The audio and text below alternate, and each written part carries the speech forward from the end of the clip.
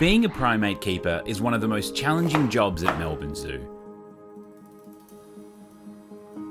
Each species has unique habitat requirements and social dynamics.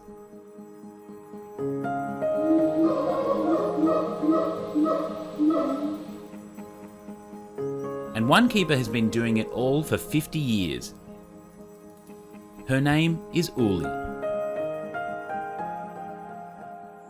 It's a great exhibit for the gorillas compared to when I started back goes back as far as 1969, when we had the small cages and exhibits on the main drive which housed orangutans. We have come just a tremendous long way to today. It's a great place to be. We're in the middle of the city and you wouldn't even know about it.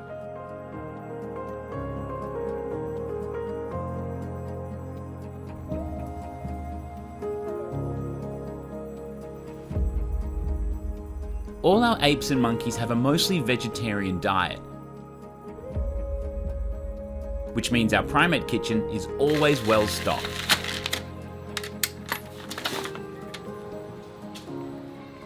Green capsicum, red capsicum, cucumbers, tomatoes, cauliflower, fennel, eggplant, chocos. We have got a big variety of greens. We've got silverbait, kale, cabbage, chicory, and spinach, of course. Often we make the food up the day before for the next morning.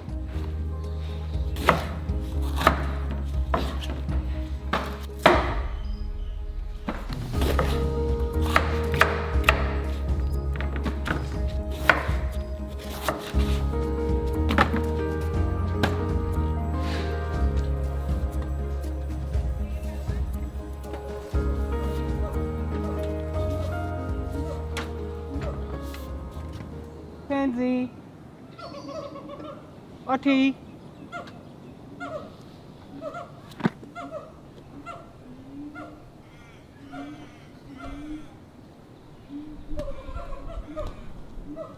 Well, we started off with just one pair of gorillas, Yushka and Rigo, and Yushka became pregnant by artificial insemination, and as a result a gorilla named Mzuri was born, who became the first gorilla for Australia and the first gorilla by artificial insemination. So he became quite a media star.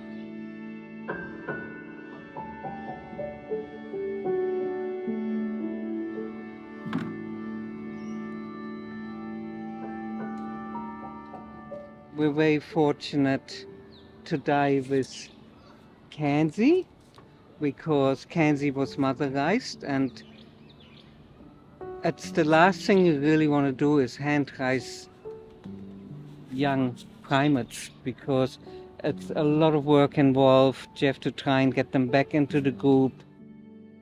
People say, oh, it's a beautiful job, it's great doing that, No, it's really hard work, and you rather see primates being mother raised. It's so much joy watching the mums take care of them.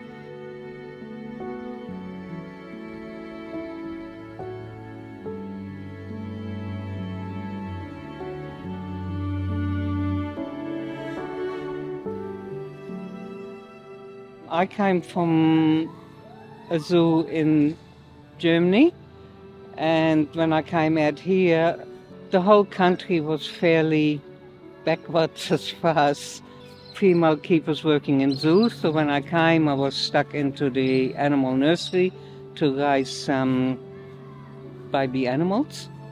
And then after a year, I actually had my own baby. I had my son, and I stayed home for 4 years. And then I was very young then, and I needed to get out and get back into the zoo work. So when I asked for a job back, I was actually told that it wasn't suitable having a child in those days working full-time at the zoo. Fortunately, we had a change of directors eventually, and of course I came back very quickly and asked whether I could get a job back as a keeper, and they said, yeah, sure, when do you want to start? And this was 1974.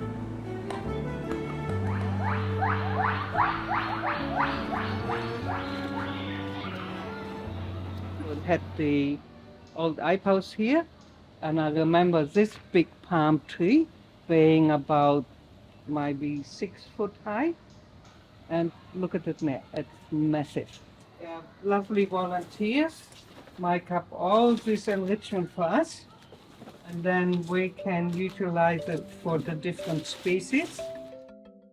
Up the top there's hanging what we call snuffle mats, where you can use them for the ringtail lemurs to put mealworms in, and they're called through the material, and then they have to find them. You have to be very innovative and come up with new ideas all the time.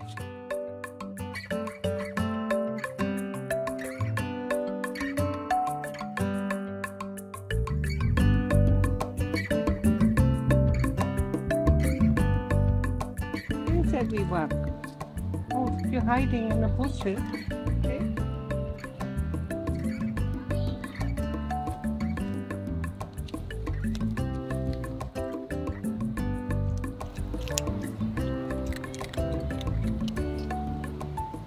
This exhibit is great for the ringtail lemurs. We've got 7 animals in here.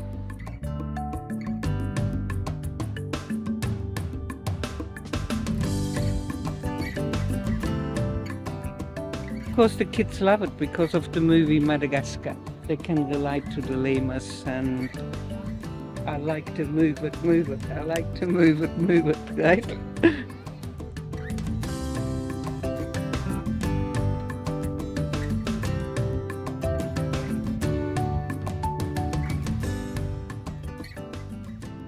Melbourne Zoo has changed so much in the last 50 years. But you can still see some reminders of the old days.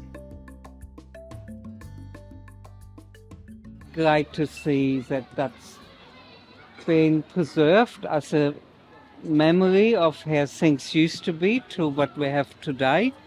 And it's such a pleasure working in today's elements at the zoo. I love it. I love it. Even after a total of 55 years keeping, I still love it, and I still learn every day something small, something new where you haven't come across before. Every day is just a pleasure to come here and educate the public and work with the animals and do what little I can to make the zoo a better world.